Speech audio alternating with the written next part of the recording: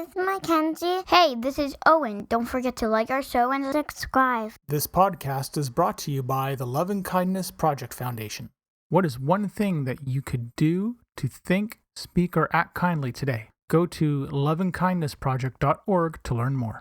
Before we begin this podcast, if you or someone you know is in crisis or needs emotional support, there are tools that can help. So get yourself a pen and paper or open a note-taking app on your phone or computer. Feel free to pause this episode while you get yourself ready. The episode starts at 1 minute and 6 seconds. You can call Talk Suicide Canada at 1-833-456-4566. You can text 45645, which is coming in the fall of 2023. In Canada, you can also call 988, the Kids Help Phone at 1-800-668-6868. The Trans Lifeline in Canada is 1-877-330-6366. And in the United States, 1-877-565-8860. Or call 911. You are not alone, and you do not have to be alone. I would like to honor and recognize the traditional and unceded territories of the Katzie, Kwantlen, and Semiahmoo nations on whose territory I live, work, and play.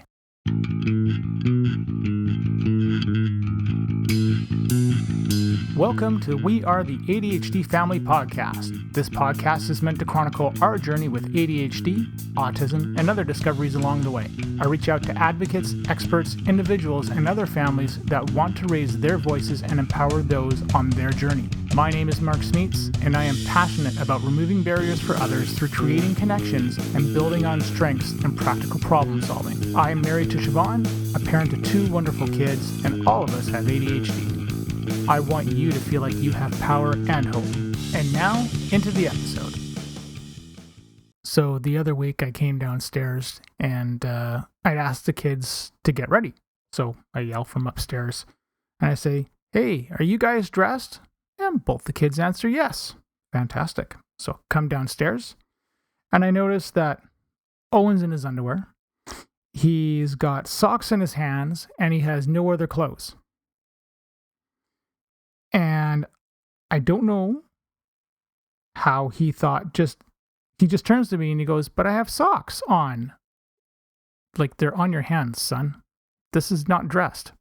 Welcome to a new episode of We Are the ADHD Family and the Advocateurs. Well, in the previous episode, I was talking about the reaction that I received my wife and I received when we tell people, "Hey, our son's autistic," or "I have ADHD," whether it's to friends, families, other people that come along, just that reaction.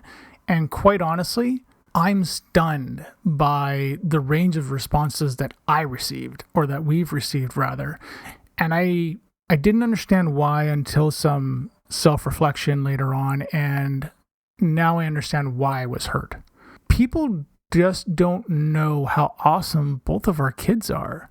And so in that episode, I shared some stories of just some of the amazing things that we've been able to do with my son, with our son, and with our daughter, just not having the pressure to be that rock star or rocket scientist or the president of something or other, that she is free to be who she is. One thing that I don't think people understand is that a diagnosis really is the key required to get any sort of help or assistance. I think there needs to be a bit of a reworking on that phrasing, but it's not just to get any help or assistance. It's really about helping us build our kids to be the amazing people that they can be. And I think as parents, we see that, disability or no disability. But these things get viewed as a label. And again, I believe I referenced the scarlet letter hanging around somebody's neck. And that's not the case with this. So in this episode, I decided to reach out to other parents, and I wanted to ask them basically 7 questions about their experience to see, were there any similarities, differences, how they felt, what they did to react when they found themselves in such similar situations than my wife and I did. I am very grateful that my 3 guests were willing to share their experiences and be so open. All of us hope that you don't feel alone when it happens to you, and that you can respond in a strengths-based and kind way to educate somebody, and you can show them how amazing your kids are. Let's get into the guests and my guest on this segment of the show is Jeff Barshawa. And Jeff, could you give the audience just a little intro about yourself? Awesome. Well, Mark, it's great to be back on with you and to be on your show. I am a curator of connections. I am a full-time professional networker, and basically I spend my days helping businesses build communities that bring them raving fans. Fantastic. Thank you very much. And Jeff is going to be a future guest on the podcast, so there will be more for that later on. Let's start off with the first question. When you tell someone that your child has a disability, do you use that specific terminology? Do you say disability? Does it depend on the situation? And spoiler alert, I know that you are not a fan of the word disability. Yes. So it's interesting. I think both of my sons have inherited some of their dad's unique characteristics. I like to focus on, and you had a great word last time we talked. I think it was ability-based parenting. Strengths-based parenting. Strength, yeah. And I honestly, we talk a lot about coping mechanisms. When I have to tell somebody I try to avoid telling people about my kids. I try to teach my kids more of the coping mechanisms so that they can self-regulate and they can help others. But rarely do we focus on the word disability, because I think that implies that everybody else is normal. And yes, I know there's some instances where you do have a handicap. If you need to change gears, my boys both have OCD. They don't change gears well.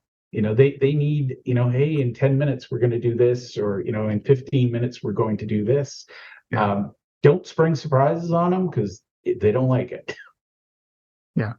Does that go for positive and negative surprises? Negative, obviously, but positive ones? They just don't like surprises. And Gotcha. That's, we've kind of adopted the, obviously you're not going to tell them what they're getting for their birthday or something, but for the most part, we tell them, good, bad, or otherwise, hey, today, here's what's going on. We over communicate, and that just keeps them very regulated. So, it's, if we don't communicate, we all pay the price for it. Yep. That was one of the big factors that we learned with our son as we were raising him and trying to understand that concept of front loading is just the biggest thing that no one ever tells you about until you've kind of discovered it. And it's such a huge, yeah, I can't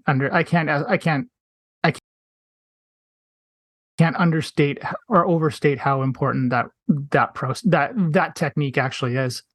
What do you do when someone replies in a way that shocks you? Like, I mean, I know you and I mean, we've talked before about, the word disability and how you've explained it. And I happen to like one thing that you say about, implying that everybody else is quote unquote normal, and there's a difference, right? It's very much like myself and the word, what is it? Accessibility and accommodation, right? I don't like the word accommodation because it implies that I'm trying to get to, I'm not going to a hotel. Yeah. It's not like that. But when you get that reply back from someone who says, whatever it is, how do you reply to that person? What does that make you feel? Does it make you second guess things? I think really, truly, it's rare. And part of it is, again, I prepare people, and I usually lead with like their father. So if somebody insults my kids, they know they're insulting me. It rarely comes up. I do get the odd, my least favorite phrase is, "Oh, they seem so normal." Take that back. It's like, Yeah. and I'm just going to say your kids are underwhelming. If you want to insult my kids, I'll insult yours. Um, but usually, most of the reactions we've had are sort of disbelief or surprise. Very little judgment so far, other than I do hear a lot, "Oh, they're high functioning." And that particular phrase I don't love because it's rude to the people who may function differently. Yeah. I know I've got a couple of kids that are in my world that are nonverbal, and people call them low functioning. And I'm like, they're smart Not the kids. case. Yeah, they're smart kids. You're just too damn lazy to get down to their level and figure out Yeah. what their strengths are. And I actually helped one mom. She spent a lot of time being told all of the deficits her son has. And just by hanging out with him, and, I see him at school drop off and pick up, I made a comment and I said, "Wow, he's really strong at this." And she was like, "Oh my God, nobody's ever told me that." Yeah. So I'm always looking for the positive. And if somebody's truly negative, if they're a healthcare worker or they're getting in between my kids getting help they need, they're going to be bulldozed. One way or another, they're going to help the way we need them to help us. If they're just a random person, their opinion doesn't matter to me, and moving on, right? Yeah. But my 10-year-old, he'll tell you exactly what's wrong with you if you tell him what's wrong with him. So good on him. I like him. they've been I like him a lot. forewarned, Mark. And we do a lot of role playing too, just so that they're prepared for it. That's good. Well, and like, I mean, the thing that you were talking about over communicating, I mean, we do the exact same thing. And that role playing part of it is something I don't think my wife and I have really done that piece too much. But, we talk about these things, and then we try to do kind of a debrief after something's gone wrong, like especially after last night, where I was asking my son, how does he feel when, like, he didn't want anybody upstairs near the bedroom because he didn't want his bed messed up. And my daughter had a friend of hers over. And so he's getting very territorial, very angry, very worked up. And it's just like, how do you that's something you can't really deal with in the moment. But, this morning I woke up and I'm like, how did it feel last night? Did your brain feel hot? Did it feel like you had any control at all? Where do you think there was an opportunity at some point to stop and rethink things? Because he sure as heck wasn't listening to me or my wife. And so, you have to go, you talk through those things and try to figure them out, and just try to say, well, let's try this next time and I'll help cue you if you need me to do it, or something like that. Just be a guide as much as you can. The good thing is, I spent most of my childhood trying to figure out how to fit in. So I can recognize it faster in my kids. And that's the thing, when somebody's unregulated or, in that moment, that is not the time to course correct. If somebody's lid has been flipped, you're not going to do anything to bring them back to course. But if you share techniques and things up front, and I'm really working on, and this is never perfect, we're not going to ever solve it, but I try to anticipate, okay, here's what we're going to run into, here's what might trigger you, are you ready? We've got a similar routine with our kids, with both of them as well. Here is the 20-second kindness break. Mackenzie, what is one kind thing that you can do for somebody who is new to your class? Show them around. Owen, if you see someone is having a hard time, what is one action that you can do to help them? Take the time to listen to them. Hi, This is Siobhan from the Love and Kindness Project Foundation. Check out loveandkindnessproject.org and find other ways to carry out kind acts or start a kindness project of your own. Tana is guest number 2. Similar routine with our kids, with both of them as well. How many people have tried to quote unquote fix, air quotes? I'm doing the air quotes. Of course, you can't see that in the podcast. But how many of them, with ideas or remedies, or have you tried this herbal supplement? Oh, this could, this will help do such and such. Yeah. Pretty much, it's everybody's got that. Here's some free parenting advice because, worked on my kid, so take it and apply it to your kid. A lot of people have offered, and I appreciate, some people come from a place of caring and they just want to help. Other people, it's genuinely a place of ignorance, and I know they don't mean anything by it. They just don't know any better. I like educating those people and helping them see the path they're stepping down. And then there's some people who just, they know everything and they want everybody to know how smart they are. I let them argue with my 10-year-old and they walk away educated, knowing that he was clearly smarter than them. So I enjoy those. I do. I increase a lot, I have to say. On the free parenting advice thing, the question that came up into my brain is that do you find that there's a difference between the parents that don't have a child that is, I don't know, that is ADHD or dyslexic or what have you, versus the ones that do have that? Do you find a difference in the type of advice that you hear, or the range? I've never really pondered it until you shared your questions with me. Interestingly, the people with kids that have special needs tend to share things from an experience point of view. Hey, Mark, here's what I did. Here's what worked for my child. Whereas people with neurotypical kids, and my least favorite is grandparents, the grandparents tend to give you the here's what you should do advice. But most of the advice we get tends to be from people with neurotypical kids. Yeah. And what works for a neurotypical kid, do this or do that, doesn't work for, my kids didn't get the memo. Here's how you should behave. They didn't read the book on it. None of us got the memo. None of us got it, I tell you. and our instruction manual was lost when they came to us. So, we just kind of, we're pretty smart parents, and my wife gets a lot of credit.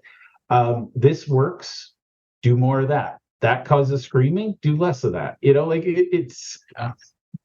We're pretty good at, there's only a handful of things that trigger our kids to the point where they're really difficult to have around. And most of those things we can see coming a mile away. Kids that are hungry, kids that are thirsty, kids that are tired, they're less regulated, and spoiler alert, that applies to all kids. Yeah. So we make sure our kids, have naps if they need it. We make sure they get sleep at night. We make sure there's always, my wife is the rock star of snacks, and, there's always snacks and beverages. She never leaves it to chance. You go out to a day at the zoo and, hopefully they'll have water there. Well, what if they don't? Yeah. Have you ever had anyone declare to you that they don't know how to respond? We had one lady who suggested that we should drug our child, having a little freak out on an airplane because that's bad. Spoiler alert, the flight was delayed by 4 hours, and they thought, let's have the people sit in the tarmac in the sun. He was hot, he was thirsty, he was hungry, and she suggested medication. I suggested that I'd like to put my foot up her backside. We agreed to disagree. So, it's the reality is I see myself as a giant shield around my kids, and Mhm. whatever abuse I need to take to make sure they get what they need. We rarely get denied twice. Hmm. So I can be persuasive when I have to be, and I've learned to advocate for them because a lot of parenting is people are worried about what other people think or what other people are going to say about their kids. All I care about is, are my kids happy and healthy? Yeah. So if they need food, they get food. If they need water, they get water. If they need a quiet space, there's a quiet space. What do you want people to know about your kids? I think the biggest thing I would say is that there's this perception that, low functioning, high functioning, um, this is actually a fun fact, but a vast majority of accountants and engineers somehow fit on the spectrum because they're that detail oriented, they're introverted. Like there's a lot of misconceptions. You could be very, very, very introverted, you could be on the spectrum, and you can appear to the outside world to be very intelligent. But some of the quirks that you might see, like I get called aloof, indifferent. I don't care about small talk. So I think that's the Yeah. big thing, is recognize when you're being annoying, because what might be normal to you might be abnormal and annoying to someone else. Yeah. Yeah. What do you want people to say to you when you disclose? I think, I'm a naturally curious person, so I ask questions. So when people, when I share, and like I said, I always lead with my diagnosis. I'm more open about it. I'm okay if people ask me questions. So I'd rather they ask questions than go, "Oh, I understand." No, you Mhm. don't. So I think I'd like it if people were a little bit more open to, because people ask me questions and then they shut it down because they get uncomfortable. And Yeah. to me, again, we're all laboring under this assumption that there's this narrow range of average. The world's way more interesting, having people that are different. Oh yeah. Friend of mine's writing a book called Welcome to the Spectrum, and I can't wait to see that published, because I think people will realize that, we're not difficult to make your life difficult. Mhm. Sometimes we're having trouble figuring out how to deal with the other person, Yeah. Yeah. you And know? and I think that's any other, like before my diagnosis, I know that I always had trouble trying to figure out how to deal with other people too. Yeah. Now I have my diagnosis and I understand perfectly why that was. Yep. But every other person, sort of goes through that too. Um, so my last question, and I'm going to put you on the spot for this one because it just came into my brain. But one of our sponsors is a group called the Love and Kindness Project Foundation. And their motto is basically, what's one thing that you can think, speak, or act kindly, whether to yourself or somebody else. So I'm wondering if you have a kindness tip that you can share. I would say my kindness tip would be, when you feel ready to give somebody advice, take a deep breath and realize that maybe you don't know exactly what's going on. So it's just a little bit of, I give people grace so that they give it to me. So I would encourage people, just number one, take a deep breath, give yourself some grace. Nobody's regulated all the time. Nobody is perfect all the time. But the magic is the grace you extend to yourself. That's not carte blanche to be a jerk, but if you give yourself grace when you slip up and then you say, I'm going to try better to be better tomorrow or later today, um, that magically filters into the people you connect with, because they'll give you grace back. And it's fun because they'll start to give themselves grace. So just by being kind, we can make the world a better place. I like that a lot. I happily to wholeheartedly agree with that too. And my bonus tip would be, if you see a kid having a tantrum, that is not the time to offer advice. No. The parent's not going to listen. The kid's not going to listen. You're getting in the middle of something. Literally, there's a gear switched in the brain. Nobody's going to benefit by your feedback or involvement. So just walk away. Make sure everybody's safe. Offer something to the parent where, maybe you can push their grocery cart or something like that, like something practical, right? Where it gives them a moment or something like that to really help. Because I know you and I have both heard stories about all those kind of situations and things. And Jeff, that was it for the questions. And thank you very much for sharing your insight, coming on and sharing this, because I know it's going to help a lot of people. And I really appreciate your time. Well, Mark, it was a real pleasure. And I love the work you're doing, because I think the more people understand differences, neurodiversity, I think the easier it is for us all to get along and to thrive and grow. So thank you. I hope you enjoyed the thoughts and conversation we just had with our guest. I have split up the conversations into 3 separate episodes, since we had 3 guests, so I hope you're going to check out the other stories and hear about their lived experiences. If you want the full version, though, please consider becoming a subscriber. Thank you for listening to our show. If you're hearing this message, you've reached the end of the episode, and for that, I want to say thank you. I hope you have enjoyed what you've heard and are walking away with newfound knowledge. We are the ADHD family. See you soon for a new episode. I have 3 things to ask of you. Number 1, if you have any comments, questions, or guest ideas, please leave a comment on the Facebook page. Number 2, please leave us a review on Apple Podcasts or Spotify. It helps people find us. And number 3, if you want to be a guest on the show or know someone who would make a great guest, contact me through our Facebook page. This podcast is open to everyone. You don't need to be an expert, just passionate and want to see change. The opinions expressed by the host and guest are not associated with any employer or organization unless otherwise stated.